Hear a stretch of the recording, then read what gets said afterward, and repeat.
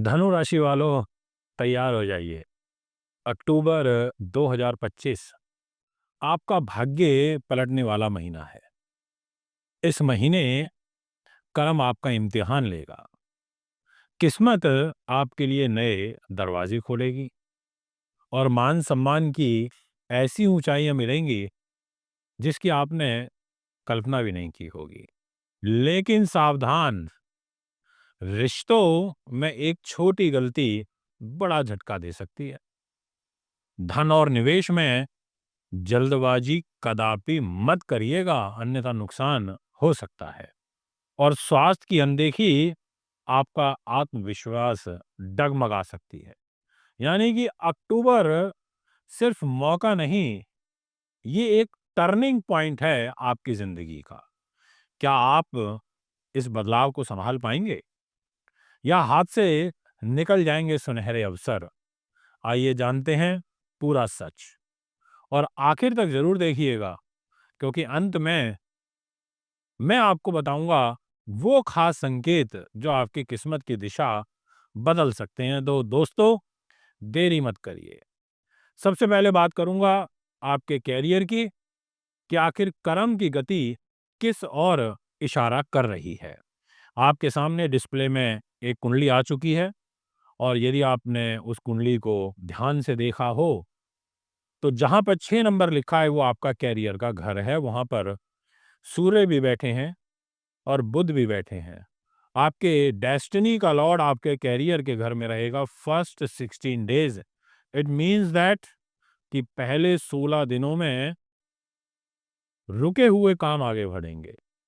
नए अवसर first 9 days में, खासकर नौकरी और पदोन्नति चाहने वाले लोगों को प्राप्त होंगे।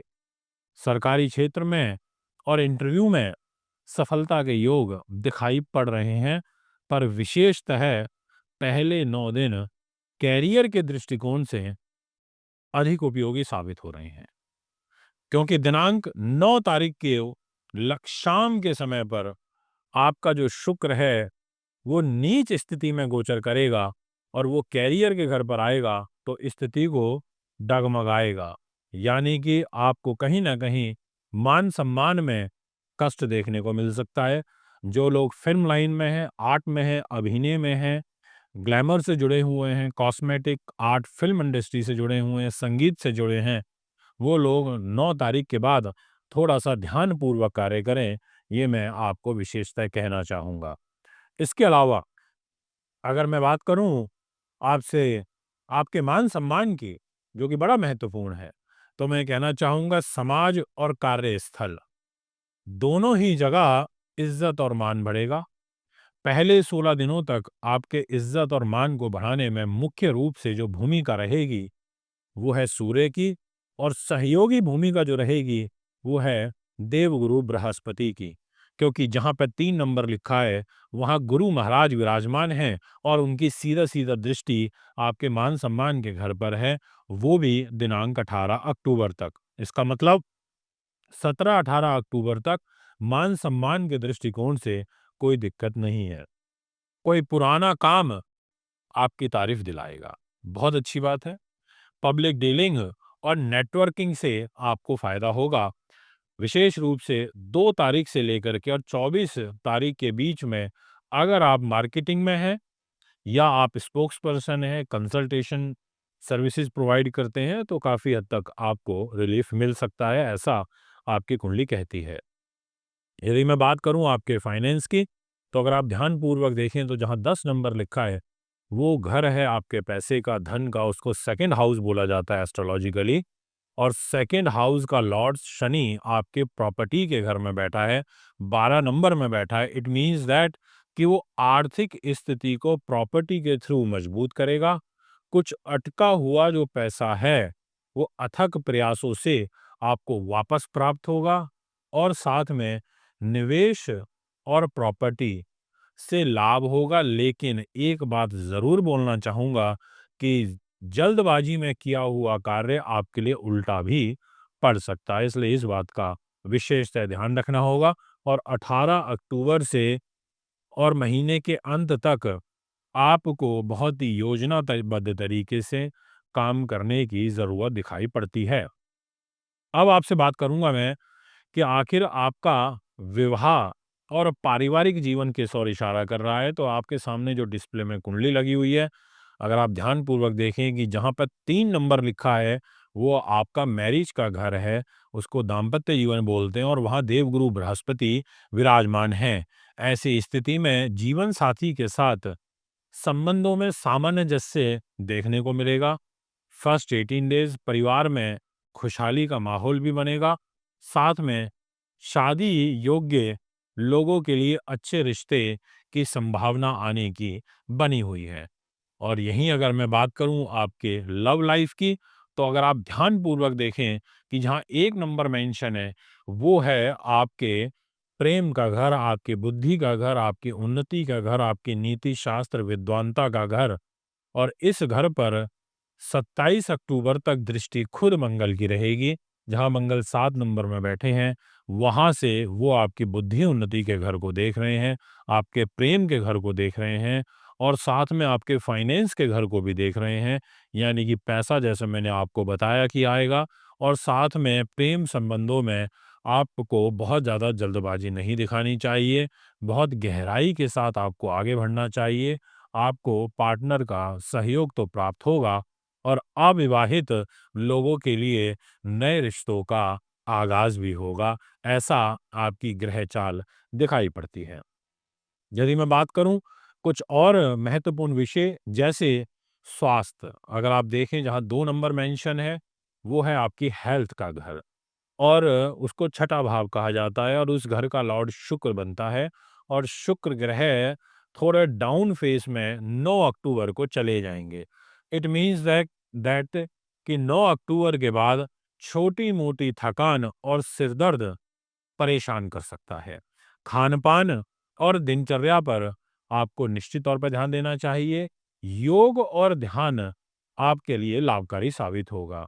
और अब आपसे बात करूँगा कि आखिर आपका जो भाग्य है, वो आपके लिए किस ओर इशारा कर रहा है। तो देखिए, मैं आपसे एक बात बहुत कहना चाहूँगा क्लियरली, जहाँ 5 नंबर मेंशन है, वो आपका भाग्य का घर है इस डिस्प्ले की कुंडली में और वहाँ पर शुक्र विराजमान है, वहाँ केतु भी विराजमान है।